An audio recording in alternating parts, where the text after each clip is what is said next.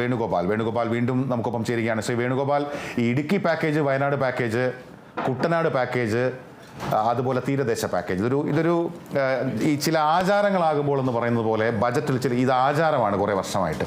അങ്ങനെയൊക്കെ അതിനെക്കുറിച്ച് എന്താണ് പറയാനുള്ളത്? ഇതാണ് കയ്യടി പ്രഖ്യാപനങ്ങൾ എന്ന് പറയുന്നത്.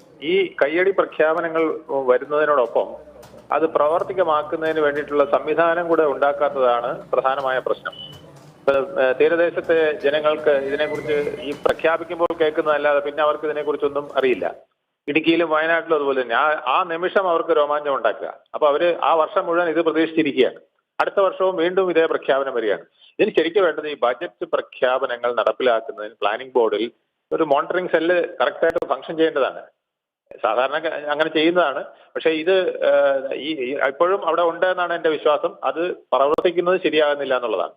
ഈ ബജറ്റ് പ്രഖ്യാപനങ്ങൾ അതാത് വകുപ്പുകൾ കൃത്യസമയത്ത് നടപ്പിലാക്കുന്നുണ്ടോ, അതിനുവേണ്ട സപ്പോർട്ട്, ട്രഷറി ഫണ്ട് അടക്കമുള്ള കാര്യങ്ങൾ കറക്റ്റായിട്ട് കിട്ടുന്നുണ്ടോ, ഫിനാൻസിൽ നിന്ന് വേണ്ട സഹകരണം. ഒരു കാര്യം കൂടി, അങ്ങ് ഈ മേഖലയുമായി അത്രയേറെ അടുത്ത് നിൽക്കുന്ന ആളായതുകൊണ്ടാണ്, നമുക്ക് ഈ കോർപ്പറേറ്റ് ടാക്സ് ഒക്കെ പിരിച്ചെടുക്കുന്നതിൽ എന്താണ് പരിമിതി? ഇപ്പോൾ സർക്കാരിന്റെ കണക്കിൽ തന്നെ 70,000 കോടി രൂപയുടെ നികുതി പിരിച്ചെടുക്കാനുണ്ട്. എന്താണ് പരിമിതി, ശ്രീ വേണുഗോപാൽ? ഇത് പരിമിതി ഒന്ന് മാത്രമേ ഉള്ളൂ. നമുക്ക് വേണ്ടപ്പെട്ടവരാണ് എന്നുള്ളത് മാത്രമാണ് പരിമിതി പലപ്പോഴും വരുന്നത്. അപ്പൊ അത് വരുമ്പോൾ പതുക്കെ അവിടെ ആ ഫയലിംഗ് താഴ്ന്നു പോവുകയാണ്. ഇതൊക്കെ എല്ലാ തവണയും പാവപ്പെട്ട സർക്കാർ ഉദ്യോഗസ്ഥർ പലരും ഇത് ചൂണ്ടിക്കാണിക്കാറുണ്ട്, എടുത്ത് പൊക്കിക്കൊണ്ട് വരാറുണ്ട്. അതുപോലെ തന്നെ എന്തെങ്കിലും ഒരു കാരണം പറഞ്ഞ് താത്തും വെക്കാറുണ്ട്. ഈ 70,000 കോടി കിട്ടിയാൽ ഇത്രയും ജനത്തിനെ പിഴയേണ്ട കാര്യമില്ല. 70,000 കോടി രൂപയുടെ നികുതിയാണ് പിരിഞ്ഞു കിട്ടാനുള്ളത്. നിസ്സാരമല്ല.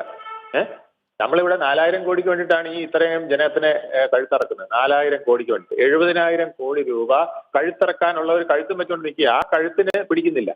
മനസ്സിലായില്ലേ? ശരിക്കും പിടിക്കേണ്ടത് 980 കോടി നികുതി ഭാരം എല്ലാം കൂടെ വരുമ്പോൾ 2,980 കോടിയാണ് അധിക നികുതി പിരിച്ചെടുക്കുന്നതിലൂടെ സർക്കാർ ലക്ഷ്യമിടുന്നത്. അതിന്റെ പിഴയ്ക്കും കൂടെ അതല്ലേ ഞാൻ പറഞ്ഞതെല്ലാം കൂടെ ചേർത്താണ്. ഈ പിഴയുണ്ടല്ലോ, അത് എനിക്ക് തോന്നുന്നു പിഴ ബഡ്ജറ്റിൽ ഒരു വരുമാന മാർഗമായിട്ട് പ്രഖ്യാപിക്കുന്ന ലോകത്തെ ആദ്യത്തെ ഗവൺമെന്റ് നമ്മുടേതായിരിക്കും. നിങ്ങൾ എവിടെയെങ്കിലും വേറെ എവിടെയെങ്കിലും കേട്ടിട്ടുണ്ടോ? പിഴ അഡ്വാൻസ് ആയിട്ട് തന്നെ ഇത്രയും തെറ്റുകൾ ടാർഗറ്റ്. ശ്രീ വേണുഗോപാൽ, ടാർഗറ്റ് ഉണ്ടല്ലോ നമ്മുടെ പോലീസ് ഉദ്യോഗസ്ഥർക്കും മോട്ടോർ വാഹന വകുപ്പിനും അത്തരത്തിലുള്ള ഉദ്യോഗസ്ഥർക്കൊക്കെ ടാർഗറ്റ് ഉണ്ട്. ഇത്ര രൂപ പിഴയായിട്ട് പിരിച്ചെടുക്കണം. അത് സർക്കാരിന്റെ വരുമാന മാർഗമാണ്. അത് സർക്കാർ സത്യസന്ധമായി തുറന്നു പറയുന്നതിൽ എന്തിനാണ് നമ്മൾ അത്ഭുതപ്പെടുന്നതെന്ന് മാത്രമാണ് എനിക്ക് ചോദിക്കാനുള്ളത്, ശ്രീ വേണുഗോപാൽ. ഇതിന്റെ അർത്ഥം എന്താ അറിയാമോ? ഉദ്യോഗസ്ഥന്മാരോട് അഡ്വാൻസ് ആയിട്ട് പറയാ, വഴിയെ പോകുന്ന 4 കള്ളനെ കിട്ടിയില്ലെങ്കിൽ 4 പേരെ കള്ളനായിക്കോളാൻ പറയാ. അതാണ് ഇവിടെ നടക്കുന്നത്. ഇന്ന് 10,000 രൂപ ഇവിടെ കൊണ്ടുവരണമെന്ന് പറയുന്ന അവസ്ഥയാണ്. ഇവിടെ കൊണ്ടുവരണം. അതിന് 10 പേരെ കിട്ടിയില്ലെങ്കിൽ 10 പാവങ്ങളെ പിടിച്ചോളുക.